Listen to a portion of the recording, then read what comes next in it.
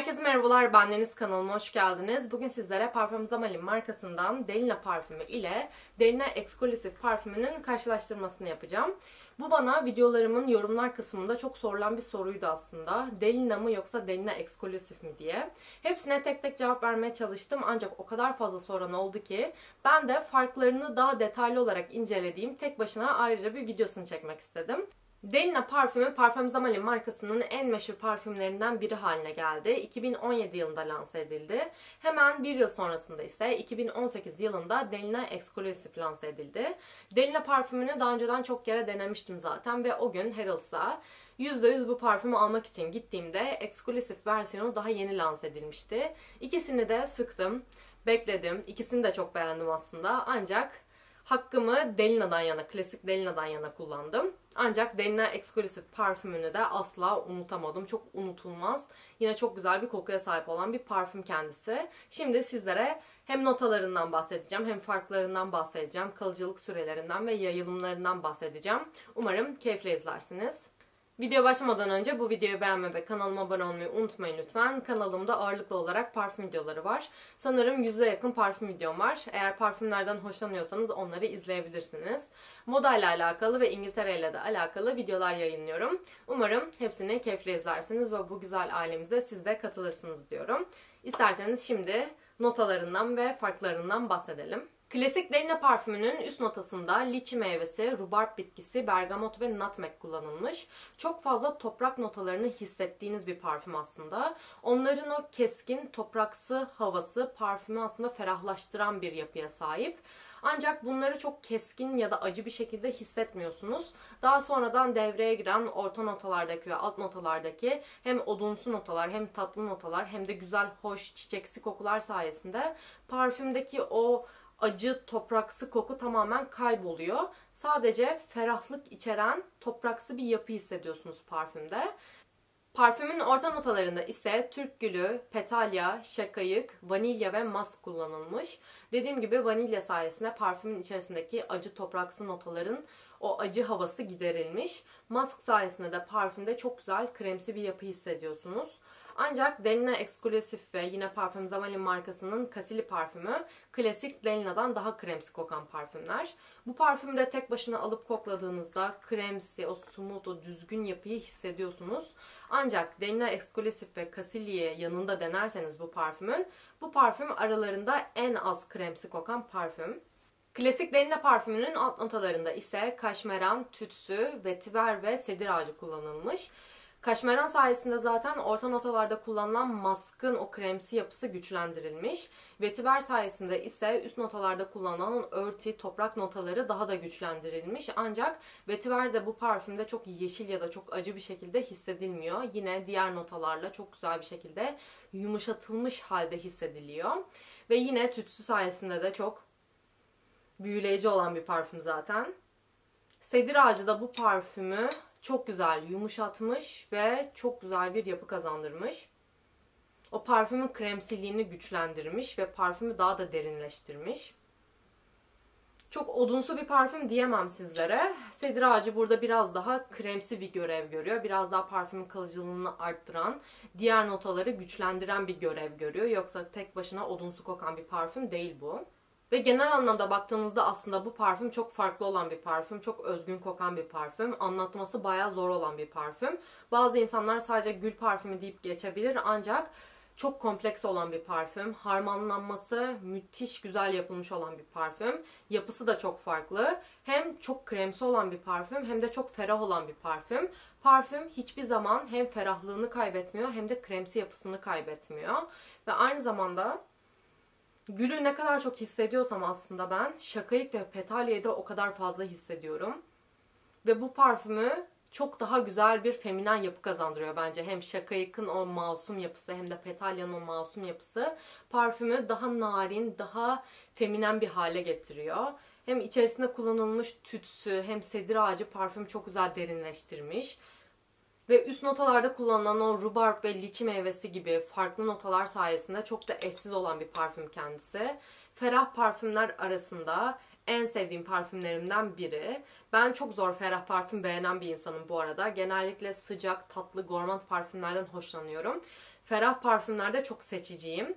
Her zaman kolay kolay ferah parfüm beğenmem. Bu parfüm çok eşsiz kokan, ferah kokan ve beni çok etkileyen parfümlerden biri. O yüzden aldığıma hiçbir zaman pişman olmadığım bir parfüm ve yaraladığım bir parfüm oldu kendisi. Ve şimdi gelelim Delina Exclusive'e. Delina Exclusive'in de üst notalarında yine klasik Delina'daki gibi liçi meyvesi ve bergamot kullanılmış. Ancak bu parfümün içerisinde o köksü nota dediğimiz rhubarb bitkisini göremiyorsunuz ya da nutmeg kullanılmamış. Onların yerine bu parfümün üst notasında armut kullanılmış. Ancak bu parfümün içerisindeki armut notası benim bugüne kadar denediğim diğer armut parfümlerinden daha farklı. Evet, armuttan gelen meyvemsi yapıyı hissediyorsunuz. Ancak o çok fazla şekerli bir şekilde hissedilmiyor. Evet, Exclusive parfümü klasik Delina'dan daha tatlı olan bir parfüm. Ve kesinlikle tatlı parfüm kategorisine girecek olan bir parfüm bu. Ancak bunun içerisindeki tatlılık armuttan gelen şekerli bir tatlılık yerine daha çok alt notalardan gelen bir tatlılık. Vanilyanın konsantrasyonunun daha çok arttırılması, içerisine amber eklenmesi, parfümün daha çok sıcaklaştırılması ve vanilyadan gelen bir tatlılığı hissediyorsunuz bu parfümde. Onlar tabii ki de armutla desteklenmiş, armut sayesinde daha da tatlı hale getirilmiş. Ancak tek başına armutun sağladığı bir meyvemsi tatlılık yok bu parfümde. Armutun sadece biraz yardımı var diyebilirim sizlere. Parfümün orta notalarında yine Türk gülü kullanımı var. Oud kullanılmış ve tütsü kullanılmış. Alt notalarında ise vanilya, amber ve odunsu notalar var. Çok daha odunsu kokan bir parfüm, çok daha kremsi kokan bir parfüm. Hem oud sayesinde hem diğer odunsu notalar sayesinde hem de vanilya sayesinde çok daha kremsi kokan bir parfüm. Dediğim gibi hem odunsu notaların konsantrasyonunun artması, içerisine oud eklenmesi ve vanilyanın da yine konsantrasyonunun arttırılması Exclusive parfümünü klasik Delina'dan daha kremsi hale getirmiş. O yüzden yapı olarak aslında benim daha çok hoşuma giden bir yapıya sahip bu parfüm. Bu parfüm kesinlikle klasik Delina parfümüne göre daha tatlı olan bir parfüm. Ancak parfümün tatlılığı bir Kilian parfümleri gourmandlığında değil, parfüm yine ferahlığını koruyor. Çok kullanışlı bulduğum bir parfüm oldu bu benim. 4 mevsimde rahatlıkla kullanabilirsiniz. Parfümün hem kremsi yapısı arttırıldığı için, hem parfüme amber eklenip parfüm ısıtıldığı için, hem de vanilya konsantrasyonu arttırıldığı için bana göre tene daha çok yakışan bir parfüm bu. Delina gibi yayılımı yüksek olan ferah parfümler ise uzaktan buruna çok hoş gelen parfümler.